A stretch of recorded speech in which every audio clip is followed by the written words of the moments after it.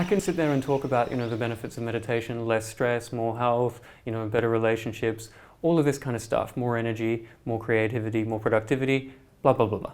And that's great, and that's real. But one of the benefits of meditation is actually quite intangible. I believe that people just become more aware.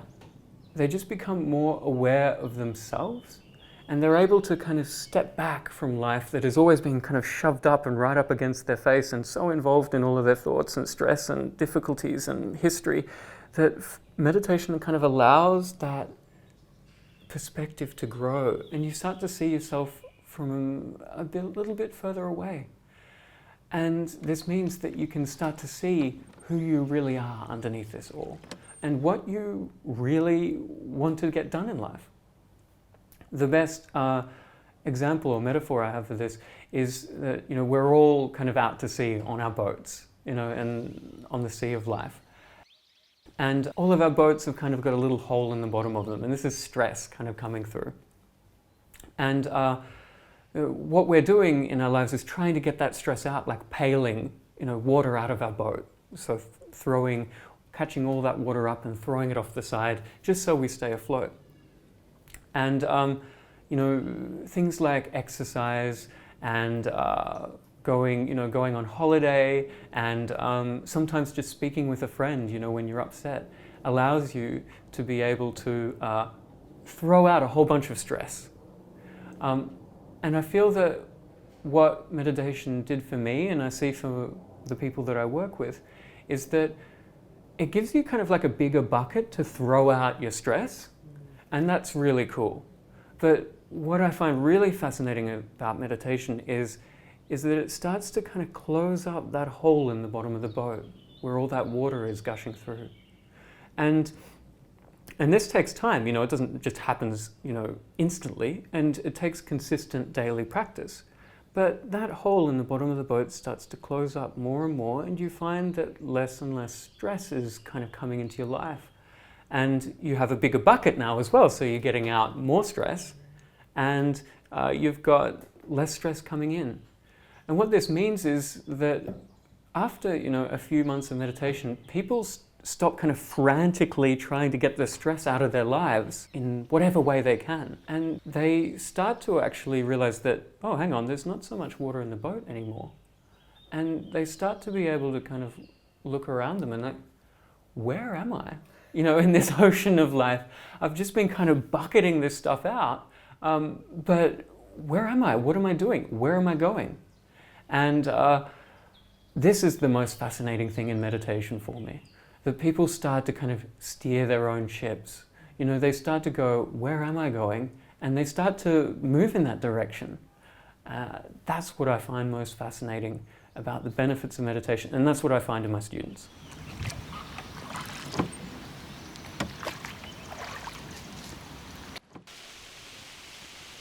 The way that I got into meditation was actually by accident. Total dumb luck. Even unwilling luck on my part. I was managing a very large bar in Australia, and the owner there said, you should learn meditation. And I was a partying, stressful kind of character. And earlier in my life, I had been interested in meditation and philosophy and all of these things that, are good fun and interesting and inspiring to read about. But what happened was, very young, I got into the world of like culinary arts and stuff like that, and it was pretty tough. And I very quickly became a little skeptical, and a little bit later, a bit more cynical about philosophy and meaning in life, and meditation in general. So yeah, when I was asked, are you going to meditate? Do you want to meditate? I was like, no, I'm not really into that stuff. She asked me a couple of weeks later and I said, yeah, sure, why not? I took the course, and within 3 months, I'd already stopped drinking, and within 6 months, I'd already experienced like a decrease in stress, and I've kind of refound and reconnected with that younger me who, was excited and about life and meaning and philosophy and getting to know how to live well. The way that I decided to become a teacher was also another one of these dumb luck kind of experiences. Basically, I had met up with somebody and they were very, very deep into philosophical ideas and the intellectual arts, I suppose. And I was talking with them and I realized that that also wasn't making them happy. And it wasn't making me happy either. You know, reading books and philosophy was all great, but I feel like it lacked some machinery to actually make the changes that we needed to make in our lives. So once again, I had an email ready to send to say, no, I don't want to become a teacher. And because it's a big contribution when you become a teacher, as in you have to promise to teach this full time for the rest of your life. You don't do this as a hobby. They say, you know, if you want to do this, you do this full time. So that's what the decision I had to make was like a life decision. And I made that.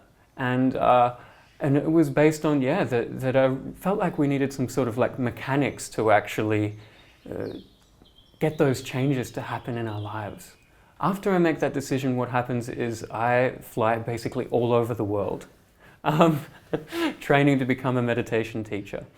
And much of that was pretty intensive meditation training in this particular technique. And that kind of culminated in about 3 to 4 months of 14 hours a day meditation practice. Very intensive, meditating on the side of a volcano in Bali. And that was a fantastic experience. It was difficult. When you meditate that much, you see so many different sides and aspects of yourself that I really feel that I never would have discovered otherwise. Sometimes I would come out of a meditation that had been about 10 hours and I would open my eyes and it would be as if the world around me was just lit up. I'd never seen the world before like that. But yeah, they were the fun moments. There was also many kind of nerve-wracking, very deconstructive moments where I was able to see every aspect of my life, the mistakes that I'd made and what made me me. So that was a really great time. And then at the end of that, I took that kind of pledge to become a full-time teacher, and off I went. The way that I ended up teaching in Berlin is fascinating, and it's on the same and similar theme that most of my life has been, which is that I've had a choice, and I've just jumped. I just did it, and I always landed on my feet. And these kind of little jumps have led me from a small town in Australia of about 73 people to now in Berlin teaching meditation and speaking German. I find that absolutely absurd, but I feel very happy and kind of proud that I've made those jumps in my life. And coming to Berlin was one of them. I think one of the really important things about meditation is that it's a daily practice. Simply because with meditation, you're not performing magic. There's not one particular experience in meditation that makes it work. Meditation is about training your brain. And just like any kind of training or learning, it's about consistently training or learning. You can't expect to become more fit by going to the gym once a week. It's about consistent practice. If you're learning to speak a language, you've got to practice as consistently as you can to learn to speak that language. Meditation is just the same. Meditation is training the brain. It isn't about one particular experience that is going to just blow your mind and change your life. That will happen sometimes, but it's the hard work. It's the daily slog of consistent meditation that gets things done. In the meditation, our mind does what it usually does, which is look for happiness at the end of a thought, or try to hold on and not let go.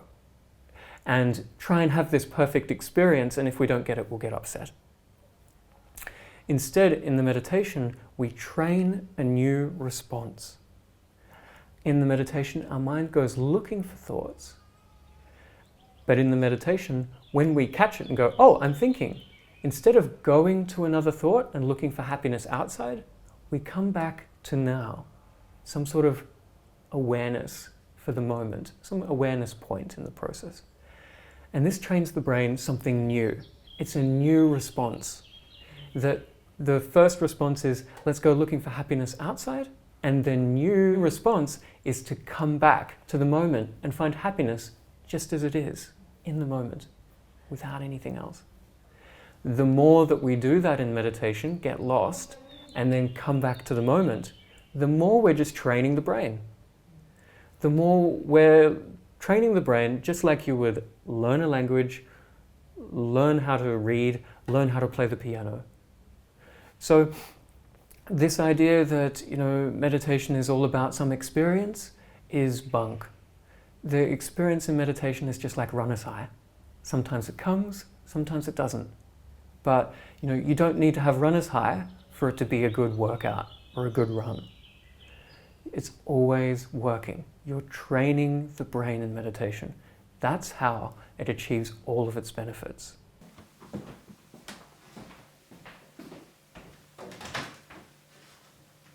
The reality is that I'm still just as human as I was before, if not more human. What I've allowed myself to do is accept my own humanity. And you come to a realization with meditation that it's not about trying to be perfect. It's not about trying to perfect the self. That's another game. And meditation will support you in being able to do that. But really what it is about accepting your own perfection now as it is.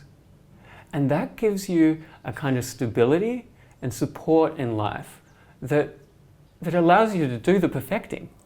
But it's actually realizing that you're already perfect and that all of your failures, all of your mistakes were actually things that really taught you important lessons that for the world you would never give up those mistakes. And that's how I see my life now. But yeah, trajectory, yeah, I'm not levitating. I still make mistakes. I still, sit in bed and watch a movie, with some pizza sometimes.